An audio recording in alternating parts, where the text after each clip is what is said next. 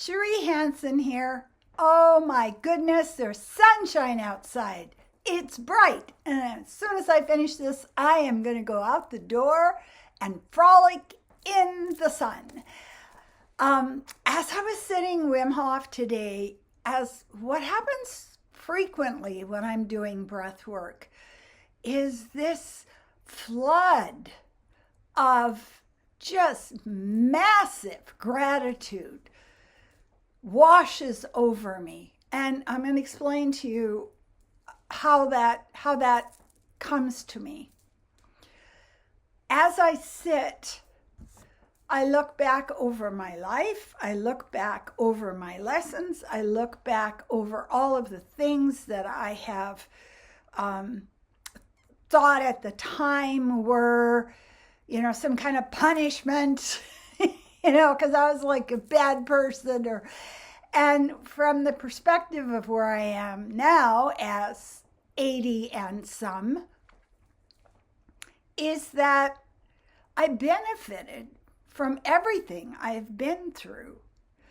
And I can just feel it hitting me. This sense that all of the lessons, all of the incidents, all of, what I thought were struggles that I was going through, I just feel so grateful for them. And I will share with you that I also am very attached to my angels when I am doing Wim Hof breath. It comes to me that the universe has protected me, has taken care of me, I saw this image of a warm shawl being wrapped around me and keeping me safe and comfortable throughout anything that was coming in. And then the next thing that came, welcome to my mind. I should have warned you to, take a tranquilizer first, Ativan or something. I saw myself in an aquarium, and I often have this image. Each of us is in our own self-contained environment. Maybe you're a tropical fish and you just assume that all the other aquariums are tropical aquariums, or maybe you're some kind of, carnivorous fish, and you just assume that all the other environments of enclosed reality are about carnivorous, consume or be consumed. And what I saw in my aquarium is I saw myself swimming around with the scarcity fish. All right, this is the way my mind works. Early on in my life, what I was seeing in my aquarium was a scarcity of love, a scarcity of, protective ritual, a scarcity of the sense of just calm, protective reality, which is 1 hour to the next the same reality. And that took me many, many years to work through when I came to understand that this was something that was in my aquarium and I didn't want it there. Get the hell out. And when I went through my life as a young and middle-aged adult. What is a middle-aged adult? I think of it as like 30 or 40. The scarcity that I could see so clearly was a scarcity of prosperity. Money was something that you had to, put makeup on your face, black lines, blood. It was like tribe going into another tribe to take captives. It was a survival, marching through the tundra, trying to find a seal so you could eat the fat and stay alive. I mean, it was revved up. I had 2 small children, and because I had the scarcity fish swimming in my aquarium, there were times when I didn't know if I could find money to take care of them. And as I got older and as I began to learn, and it took me a hell of a long time to get there, to begin to learn, I realized I was creating it. I was creating the fear of not surviving, the fear of the prosperity wasn't for me. I mean, other people can be in the Garden of Eden, frolicking naked and eating figs and dates off of trees, but I was going to have to flip over rocks and try to find grub worms just to find a source of protein. And then as I started to grow up, around 70, when I was around 70, I decided that I was just so damn tired of the reality I was living in, of, being all right for a while and then being sideswiped and then being torn down and laid out and in this place of great struggle, which I know now was great lesson. And it was only when I got to be into my 60s I realized the value of surrender. Why is this so hard? It's so hard because you won't accept it. It's so hard because you're fighting it. And I suppose if you took a movie of this truth, you would see somebody in a wrestling match trying to stab air. And you look at it and you go, there's nobody wrestling you. There's not another person there. It's just you and air. It's just you and the illusion. It's just you and the fantasy, trying so hard to survive.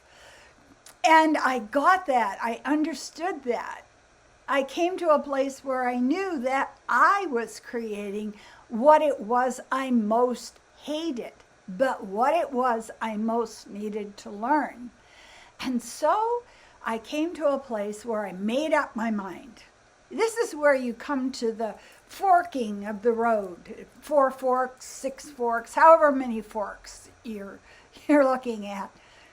And I said to myself one day, I'm tired of the scarcity of prosperity fish swimming around in my aquarium eating all of the fish food.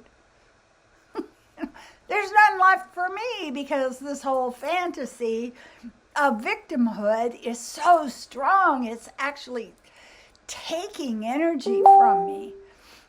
So I went through a period where I reluctantly went out and just purchased something and didn't look for the cheapest damn thing I could find for 4 days before I would allow myself to get it.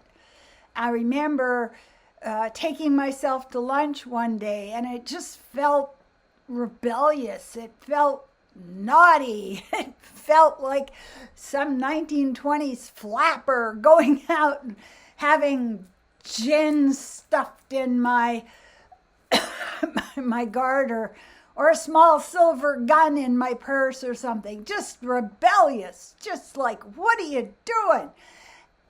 Because I didn't want to break the pattern.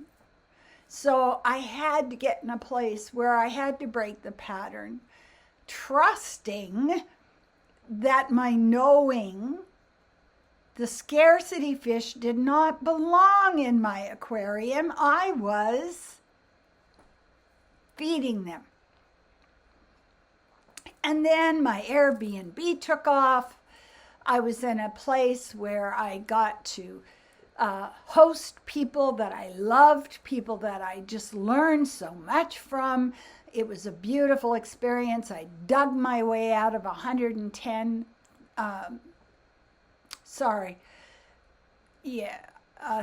it was $10,100 of debt, which was on my line of credit. And I did that after I made my mind up that I was not a Victorian mudlark on the banks of the Thames, barefoot in rags, trying to find a bit of some kind of metal in the mud so I could feed myself. But I had to give up that reality first. It's an offering. It's a lot of trust in the universe when you give it up, because it's your definition of yourself. It's like going in to get plastic surgery and you have no idea what the surgeon is going to create. You know, who am I? What's happening? So I went after this big time. I sat meditation on prosperity. I focused on the fact that the universe takes care of me.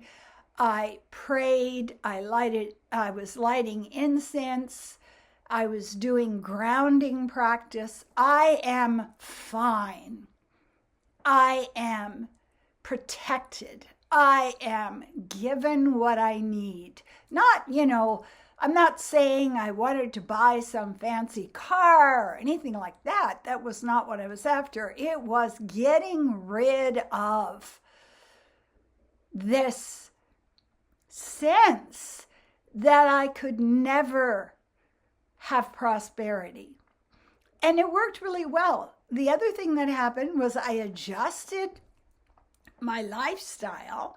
I came to a place where I realized that feeling that I was sidelined or not prosperous was being healed by my going out into the world and spending money for my status, for something that would make me look good, for something that would make me feel more powerful. And then I just stopped that, stupid. I'm really anxious about not having any money, so I'm going to run up a bunch of stuff on my visa. Have they got us trapped or what? So I have gotten to a place where I trust the universe more and more, that something will come in, that I am being taken care of. Now, the next thing I'm focusing on, one of the scarcity fish that is swimming around in my tank, eating all of the fish flakes that I should be having, is scarcity of time.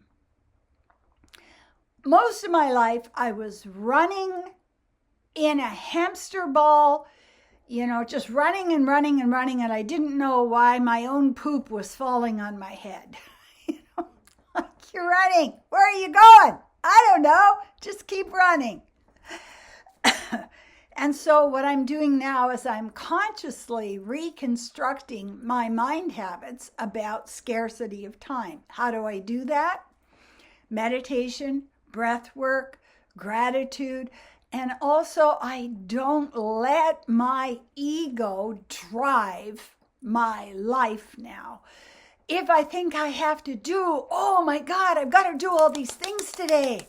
That is my work addiction coming up again. And so I consciously choose to not have a lot of things on the same day. If I have one appointment and then another, I will make sure that I've got an hour, hour and a half in between, because I am creating time. I am finding the time. Let's talk about that. There is this saying that we find the time. It's kind of, my mind always works this way. When I hear that, I think about kids who are going out at Easter and they've got a giant Easter basket and they're just running across the meadow and they're like all these eggs of thyme and they put it in their basket. Oh, look at all that stuff you have in your basket. How'd you get that? Well, I found it. So when we find the thyme, what happens is we no longer feel fear that we don't have enough time. And when we don't feel fear, then we make better decisions. So I'm working on that right now. Sometimes I do get the illusion that I don't have enough time to do something, but that project, that renovation, that change in my aquarium is coming along quite well. And as I was sitting meditation today, I thought about the other scarcity fish that's swimming around, which I need to focus on and rebuild my mind habits about. And that's scarcity of energy. And guess what plays into that? We are told in our society that when you get older, you diminish. You don't have as much strength. You don't have as much power. You don't have as much leadership skill. You don't have as much fuel in the tank. And it has affected me so much. You're 80. You're done. Just cut your hair really short and shuffle along the sidewalk with a walker and don't have dreams. How can you have dreams when you're running out of time and you're too old? You don't have the energy. Well, I am so aware of the fact that I am creating my reality. I create it. My thoughts create it. My thought habits are manifesting who I am, who I'm becoming. And so that's my next project, and I'm sharing it with you. I'm doing really well on the time. But next comes the energy. If you want a coaching session, I work remotely. We can do about 90 minutes and set up your goals for yourself, your vision of who you want to become and how to get there. I have so much information I have accumulated over the last 60 years that can really help you step on up. Clear the scarcity out of your fish tank. So it's just you and a couple of snails and a castle. So get a hold of me. I can work remotely with you. I also want to say thank you so much to people who are viewing my video, who are liking the video, who are subscribing to my channel. Please do come on and subscribe. We are working on this together. All of us that refuse to believe the old reality that it's a competition and that we're somehow failed and that we're carrying around the scars of our past. Every single one of us that heals ourselves becomes a person who is changing the reality on the face of the earth. Let's do it individually, not in a group, just each of us at home. It's like cross stitch. You're just making your own reality. It's a castle with a unicorn and flowers, whatever you want, okay? So I always want to assure you that I deeply appreciate you. Thank you.